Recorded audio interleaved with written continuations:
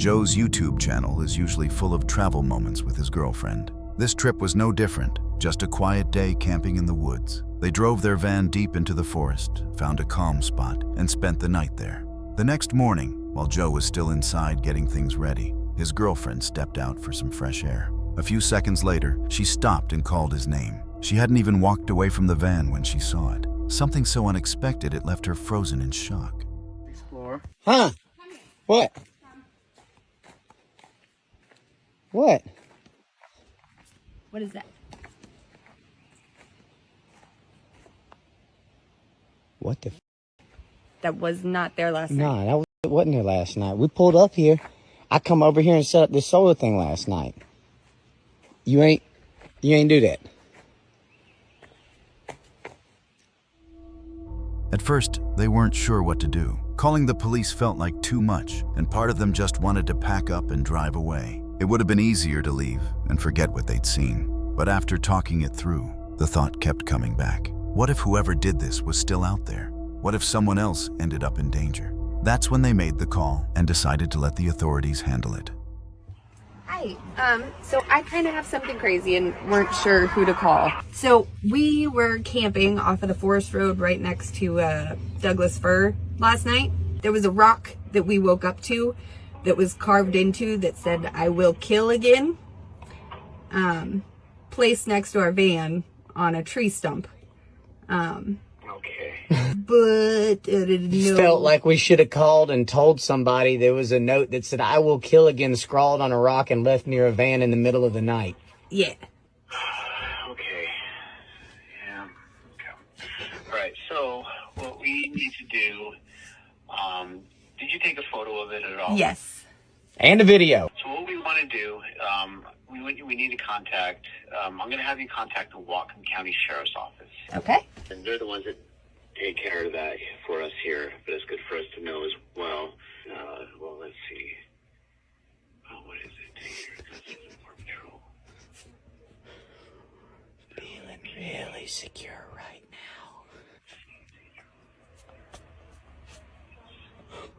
James Griffin. Okay. He's a Forest Service patrol captain, and then he can pass that on with the Whatcom County Sheriff's Office as well. I will give him a call. All right. Thank you for letting us know. Thank you. Be Bye-bye. careful. Okay. Be careful. There, hey, Alex, how secure do you feel up here now? You don't even know the cop's number. This like- isn't even the cop's number. This is a Forest Service guy. They got a forest ranger on the phone and explained what they'd found, but he didn't do much to help. After that call, Joe and his girlfriend decided it was best to contact the police themselves. Right now, or no, Chair 9. It's a pizza joint right down the road. Is the rock with you? No, we left it right there. We did take pictures of it, but like I said, it's right down the road. We left it right where it was, just so we could get into service and Get the hell away from the rock. Yeah, are you going to be at Chair 9 for a few minutes? Yeah, we'll be here. Let me call my sergeant and see if he wants me to collect the rock or Okay. if just both of them would be sufficient. So, Yeah. If y'all don't want the rock, I'm going to go back and get it. That's pretty cool. Like, I've never been left a love note from a serial killer. It's just... well, I guess, one of my thoughts is, have we had anything suspicious like that happen in that area or Yeah. anywhere else? Hey. So let me ask my sergeant what he thinks, and then I'll call you back. Okay. Ma'am, and I don't know if it counts for anything on the police scale, but I'm a pretty wild individual and not easily scared, and that shit gave me the heebie-jeebies. No, that would weird any normal person out, yeah. And I'm not normal. That's the thing. I'm very abnormal, but that shit scared me.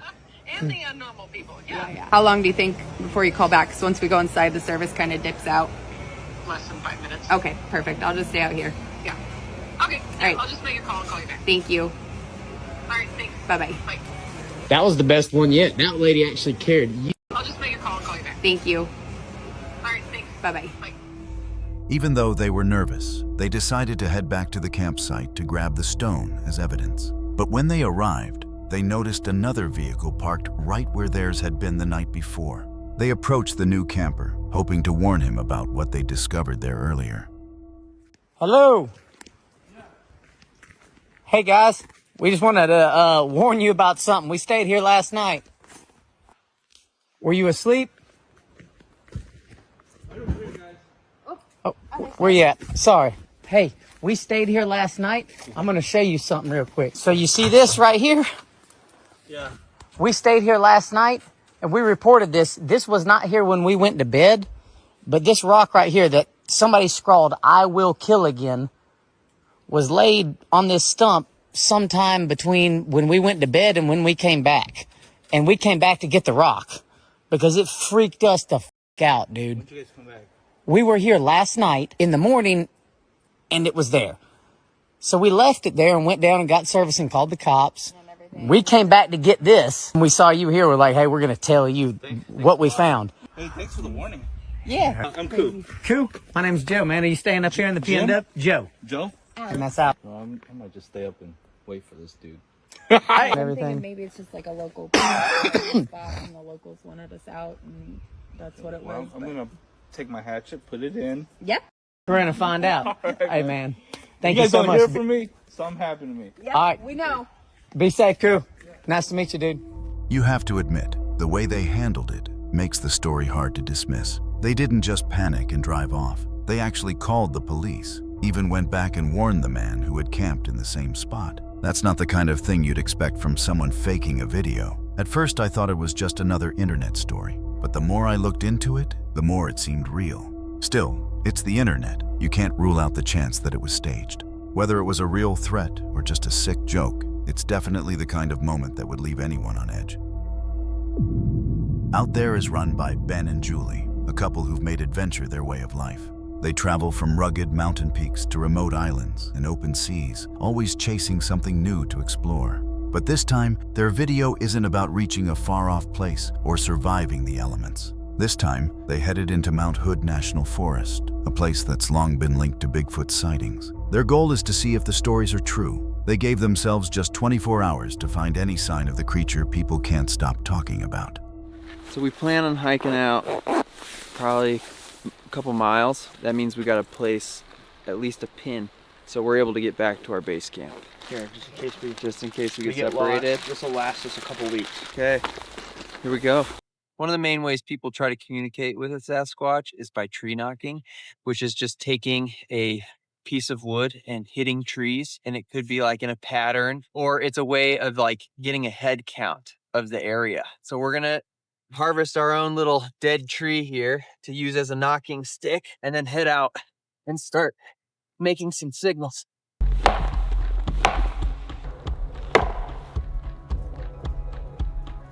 While we're walking through here and hitting, we're also looking for things like, you know, scat, weird footprints maybe. Whoa, definitely looks like a heel. And then strange tree breaks down trees, things that don't seem natural. Next, they tried making Bigfoot calls, and it turned out more funny than serious, at least to me.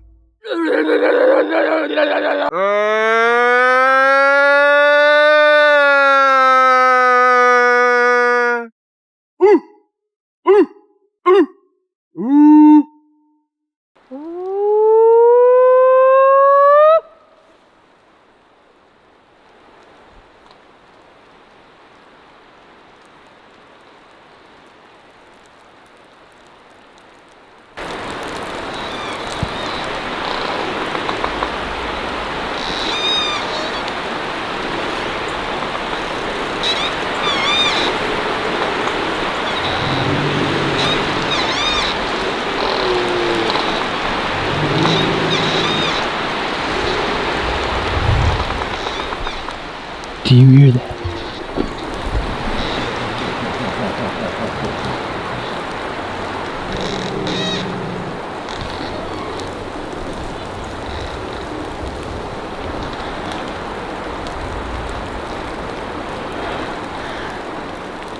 Oh my God.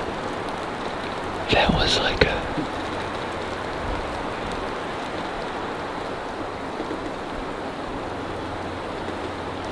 Whoa, that was so weird. That was so weird.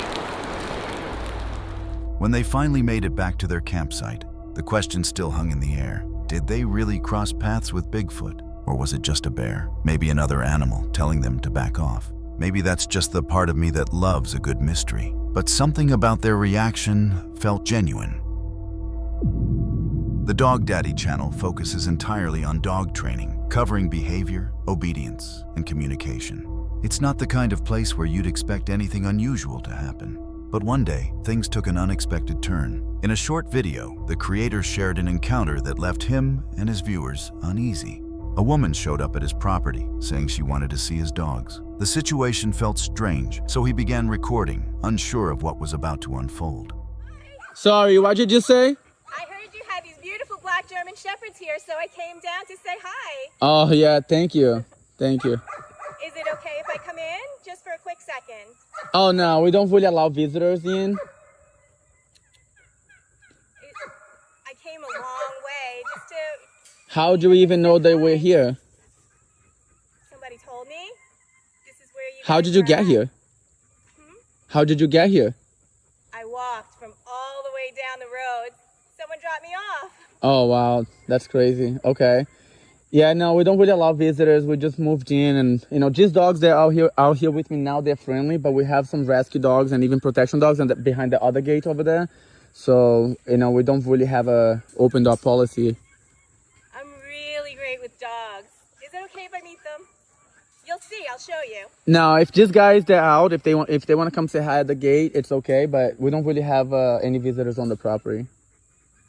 I mean, this is like the only... No, don't open the gate. Like I said, the dogs in the back, they are not as friendly as the ones that are out here, so please don't open the gate. I'll show you. It's just going to be a quick second. No, not today. Maybe another time, but we're not allowing visitors. And I don't even know how he got here. I told you I came down the road. Listen. You. Can you just go off the gate? I thought you were nice. I just wanted to say hi to your dog. No, we are nice. We just don't allow visitors on the property. Honestly, the whole thing feels unsettling. On the surface, it might seem like an innocent visit. Maybe just someone who loves dogs a little too much. But the fact that she ignored clear boundaries and refused to leave makes it hard to see it that way. But that wasn't the end of it. The true unsettling part comes now. A few nights later, everything changed. His dog suddenly started barking, not out of excitement, but with that deep warning tone that means something isn't right. Grabbing a flashlight, he stepped outside, and there she was again, the same woman standing in the dark. Listen, you need to leave now. I'm telling you right now. I'm gonna let them out. It's midnight. What are you doing here? Leave now. It's midnight. We're not playing any more games. You are agitating my dogs. I told you late at night my guard dogs are out, and they're out. I'm not gonna be babysitting. You broke into the property at 3 in the morning. Is that what you mean? They're gonna come out. I just came to bless you and your dog. You need to leave now. You need to leave now. I'm letting them out. Don't come any closer. I'm gonna let them out. You don't have to let them out. I'm gonna let them out. Don't do that. They're here and they're waiting. Don't do that. I'm gonna leave. The police has been looking for 4 days now. There's no one around. This is my place. I don't know where you're coming from. I don't know where you're coming from. I just came to bless you. I'm letting my dogs out. Don't do that.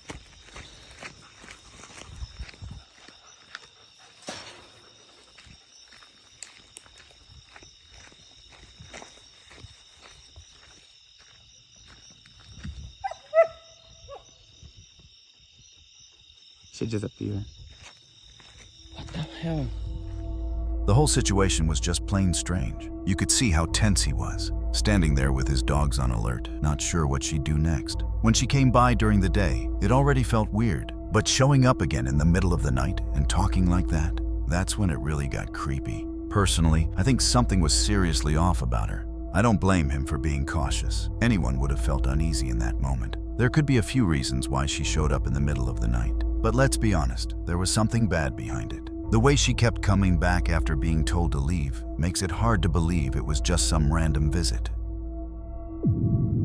Adam is a YouTuber who specializes in uncovering lost items, sunken vehicles, and missing person cases through diving. Together with his partner, Jason, he's taken on countless searches, but one stood out above the rest. It was the disappearance of Tommy Briley, a man who went missing in 2017 after leaving Brewer's Bar and Grill in Sumter, South Carolina, driving his silver BMW 325i. For 7 long years, the case remained unsolved, with little hope left of finding him. Then, Adam and Jason's efforts finally paid off. The mystery of what happened to Tommy was brought to a close.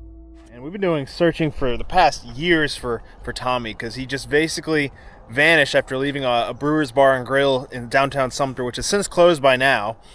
They had a lot of issues there, apparently fighting, and I've heard a lot of rumors about this bar. But he was out with his coworkers, having a good time. He left at like 2 a.m., vanished. He only had like a 15-minute drive back to his house, but neither him or his car has been seen since. So me and Jason, we've been checking so many places over the past few years for Tommy. Just all the signs to us point, when a car goes missing, you're in the woods or the water somewhere. There's a lot of woods, but by this time, usually hunters or somebody would have seen him if it was obvious. There's not a ton of water. There's a lot of little spots, and we're just, continuing to search. And you've been out here the past few days looking, right? Yeah, I was here Saturday. It looks like it could be a car. I mean, it's a car-shaped object out towards this way. I don't know if they come around that curve here. Yeah. And like shot off right there, but I've seen no signs of car parts. But we're talking, what, 7 years ago? Yeah. So, I mean, people could have cleaned them up. I don't know. But or they come across right there and, ended up in there too. And I'll come around that curve probably about 45, and it would take nothing to go right off in there. Yeah. Jason had been out on the water for days, running sonar scans and reviewing every odd signal that appeared on the screen. Then, near a bridge, one image stood out, a distinct outline that looked almost like a car. Wanting to be sure, Adam launched his underwater drone and guided it toward the spot, hoping the cameras would confirm what they both suspected was waiting below. All right, I have my drone in the water. Got it set up on the app so you can see on the screen. We're gonna send her down and see what this object is. Let's go down.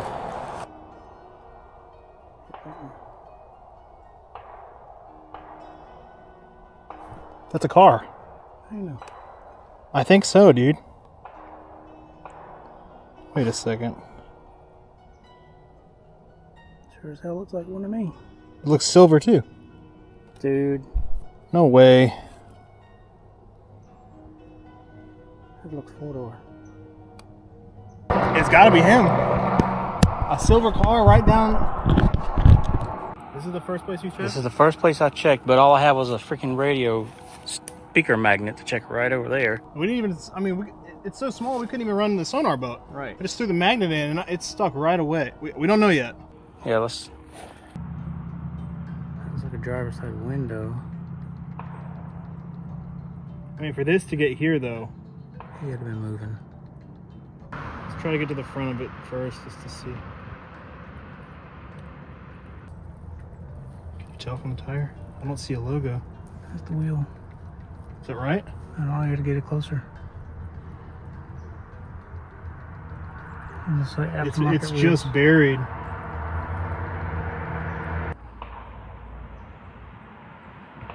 That looks like a... Let me see. Isn't that what the BMW front kind of shape is? Oh, that looks like a BMW grill front end. This has got to be him. This has got to be him. Can you go around more to the front? I'm trying to... That's it. That's this BMW. We found Tommy, I bet. That's got to be Tommy. That's got to be Tommy.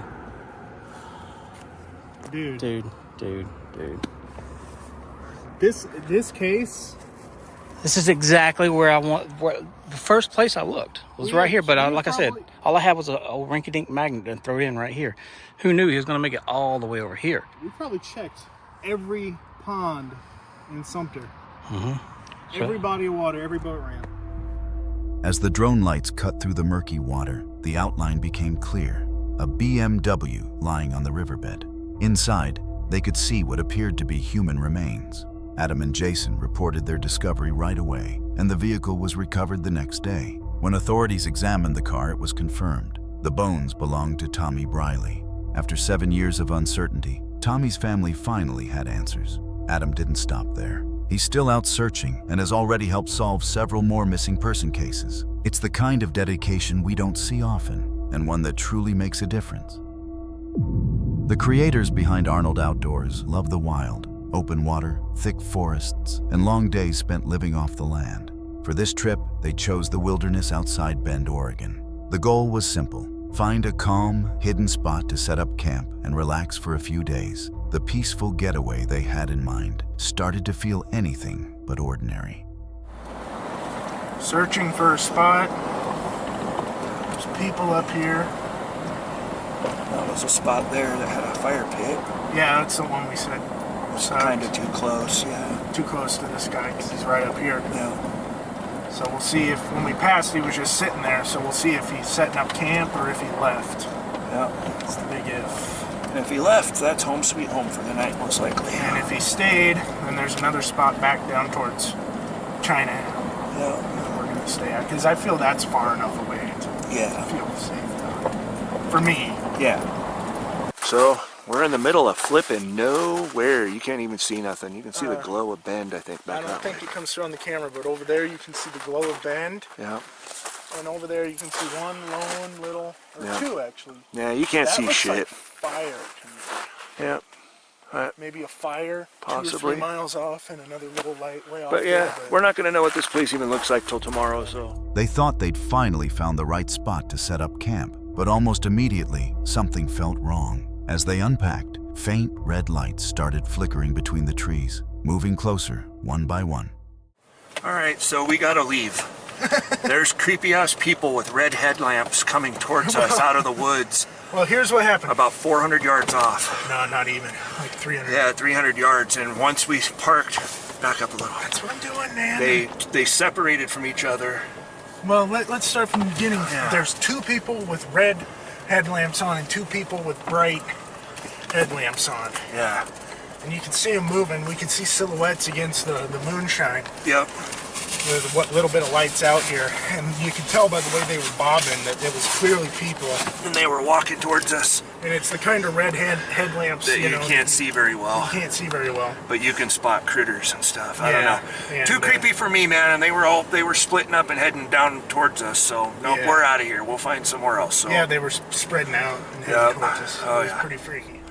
They didn't stick around for long after that. They drove off and eventually came across another clearing that seemed safe enough to camp. Once everything was set up, they made a quick meal and sat down by the fire, trying to unwind. But that sense of calm didn't last. Before long, the night started to take a strange turn. But that's roughly where we are. Out in the middle of nowhere. Yeah, kinda. You hear that? Yeah, what was that, a gunshot? Gunshot or a vehicle? Vehicle. Or Bigfoot screaming. Probably caught it on the camera. But there's lots of people out here. Definitely a gunshot. Close. Really close. Like within a mile. Probably within half a mile. It sounds like a 22 and it sounds like it's coming from that way. It sounds like it's coming from behind you. Yeah. It really sounds like it's coming from that way to me. I'm gonna turn my head.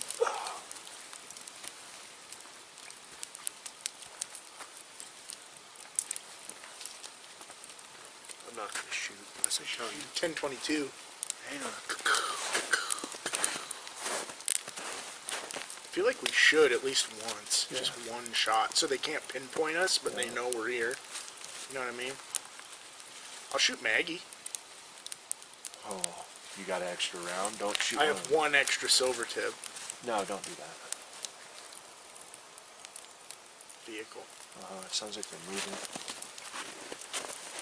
Let's turn that off. Yeah, go. Yeah. You want to get it? You can do it. Yeah, that sounds like a vehicle.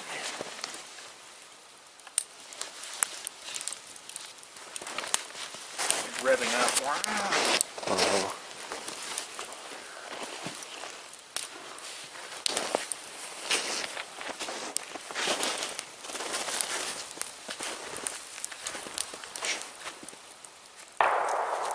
They're right in there, dude.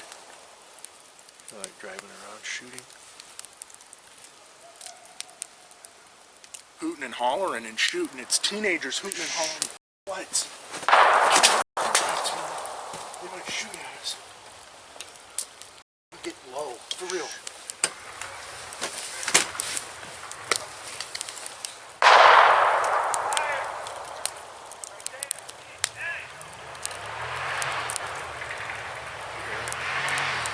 Fire! Where's? It's like, fire, don't fire. God dang, right there. No.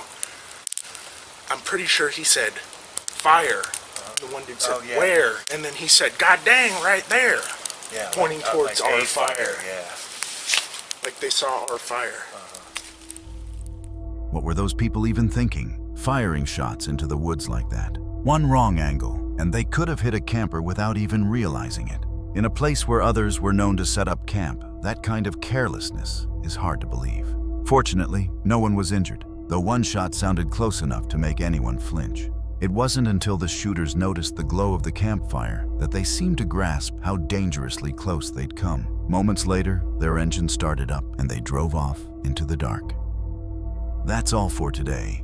Make sure to subscribe and hit the notification bell so you don't miss the next video. Don't forget to leave a comment with your favorite encounter. And as always, thanks for watching and stay safe out there.